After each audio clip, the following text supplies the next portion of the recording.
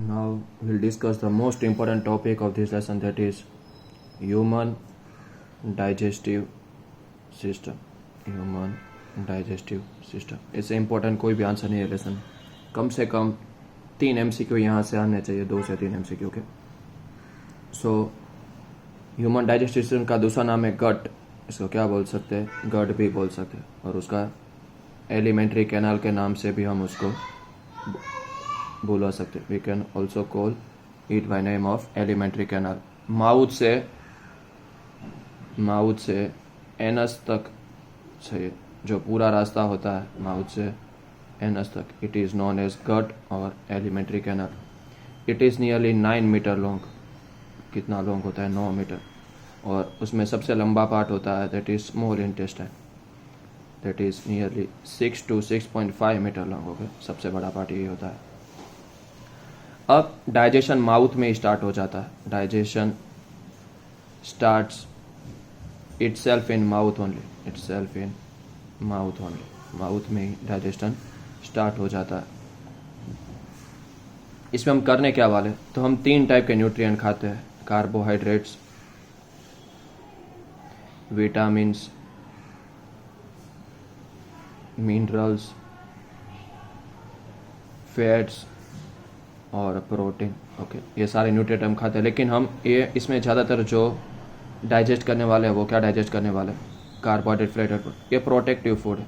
These are protective food. ये हमें बचाने का काम करते हैं. ये क्या करते हैं? ये हमें बचाने का काम करते हैं. और ये कैसे फूड है जो हम डाइजेस्ट करेंगे? Digestion it self start in mouth. अब देखो, 2 चीज़ माउथ के अंदर प्रेजेंट होता है, एक टीथ और एक टंग. तो टीथ क्या करता है? माउथ को, जो फूड को सेम साइज़ का बनाता है, फूड इन सेम साइज, उसको क्रश करता है. और टंग help in mixing food with saliva. Tongue help mixing food with saliva. अच्छे से मिक्स करने में मदद करता है इन फूड विद सलाइवा. थूक के साथ उसको अच्छे से मिक्स करता है. ओके, कौन करता है? वो टंग करता है. कौन करता है? वो टंग करता है. ओके. अब हमारे माउथ में एक सब्सटेंस होता है, वाटरी टाइप ऑफ सब्सटेंस, जिसको हम सलाइवा बोलते हैं, जिसको गुजराती में थूक कहा जाता है. ये सलाइवा कौन बनाता है? Salivary gland. ग्लैंड मतलब एक टाइप का स्पेसिफिक ऑर्गन होता है. सही, सलाइवरी ग्लैंड. वो एक एंजाइम सीक्रेट करती है जिसका नाम है सलाइवरी अमाइलेस. जिसका नाम है सलाइवरी अमाइलेस. जो क्या करती है? जो हमने कार्बोहाइड्रेट खाया है ना, उसको डाइजेस्ट करता है किस में? सिंपल शुगर में. उसको डाइजेस्ट करता है किस में? सिंपल शुगर में. तो digestion itself starts in mouth. और माउथ के अंदर ही कार्बोहाइड्रेट सिंपल शुगर में चेंज हो जाता है. अब वहाँ से हमारा खाना जाता है फूड पाइप में. पूरे के पूरे फूड पाइप में, ये फूड पाइप है मान लो. Okay, this is our food pipe. पूरे के पूरे फूड पाइप में जो खाना जाता है ना, कि वो कौन सी मूवमेंट होती है? पेरिस्टेलेटिक. वो मूवमेंट का नाम है पेरिस्टेलेटिक मूवमेंट. वो मूवमेंट का नाम है पेरिस्टेलेटिक मूवमेंट. कि खाना, जैसे ये पाइप है, वो अगर यहाँ पे खाना है तो ये वाला पार्ट थोड़ा बड़ा हो जाएगा, ये वाला पार्ट थोड़ा छोटा हो जाएगा, और नीचे वाला पार्ट थोड़ा बड़ा हो जाएगा. ऐसे खाना यहाँ पे आ जाएगा.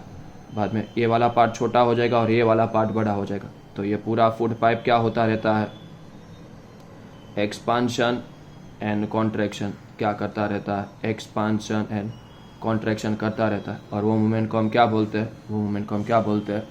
We call this movement as a peristaltic movement. ये मूवमेंट को हम क्या बोलते हैं? ये मूवमेंट को हम पेरिस्टेलेटिक मूवमेंट के नाम से जानते हैं. ओके. और ये पेरिस्टेलेटिक मूवमेंट सिर्फ फूड पाइप में नहीं होता है, पूरे के पूरे गट में होता है. मतलब पूरे के पूरे एलिमेंट्री कैनाल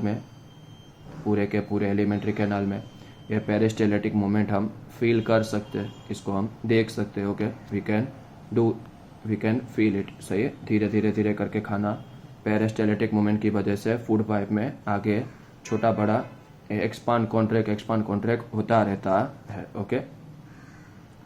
अब फूड पाइप से खाना जाता है स्टमक में. स्टमक एक यू शेप होता है. स्टमक का शेप कौन सा होता है? U shape. Okay, U shape.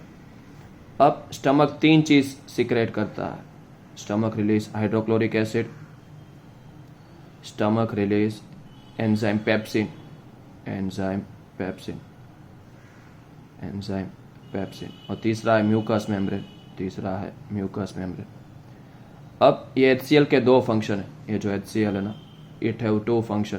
तो first of all HCl kills bacteria, खाने में कुछ गलती से बैक्टीरिया आ गए तो उसको मार डालता है, और इसको एक्टिवेट करता है। HCl activate enzyme pepsin,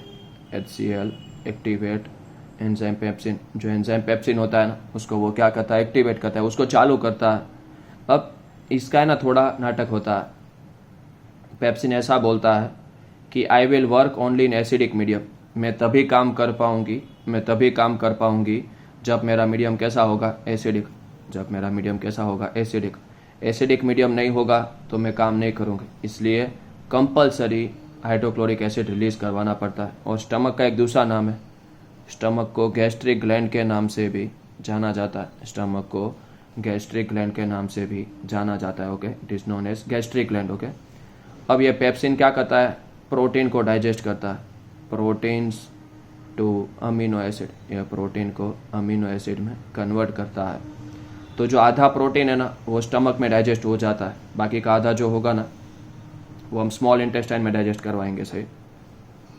what is the function of this mucus membrane, ये म्यूकस मेम्ब्रेन का फंक्शन क्या है। ये HCl है ना वो करोसिव होता है, वो बाकी सब चीज़ को जला देगा, तो ये स्टमक के बाहर नहीं जाना चाहिए। तो ये म्यूकस मेम्ब्रेन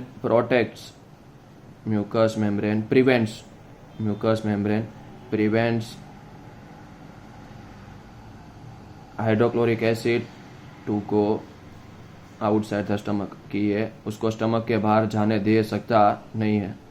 ये HCl है वो म्यूकस मेम्ब्रेन को कोई भी नुकसान पहुंचाता नहीं है। तो कार्बोहाइड्रेट माउथ में डाइजेस्ट हो गया और आधा प्रोटीन स्टमक में डाइजेस्ट हो गया। इसके बाद जो खाना होगा ना वो स्मॉल इंटेस्टाइन में जाने वाला है। वो कहाँ पे जाने वाला है, स्मॉल इंटेस्टाइन में। और कौन सी मूवमेंट की वजह से, पेरिस्टाल्टिक मूवमेंट, ओके।